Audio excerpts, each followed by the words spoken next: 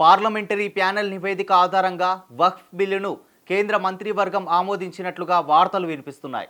Jagadambika Paul నేతృత్వంలో joint parliamentary committee సిఫార్సు చేసిన చాలా మార్పులను కేంద్రం చేర్చినట్లుగా సమాచారం. సవరణలు చేసిన బిల్లును ఫిబ్రవరి 19న కేబినెట్ ఆమోదం తెలిపిందని ఆ వర్గాలు పేర్కొన్నాయి. ఇక ఈ బిల్లును బడ్జెట్ సమావేశాల 2 విడతలో భాగంగా బిల్లులపై చర్చించి ఆమోదించినట్లు తెలుస్తోంది.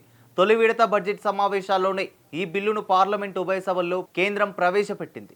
అయితే దీనిపై ఫిబ్రవరి 13న ప్రతిపక్షాలు అభ్యర్థనలు వ్యక్తం చేశాయి.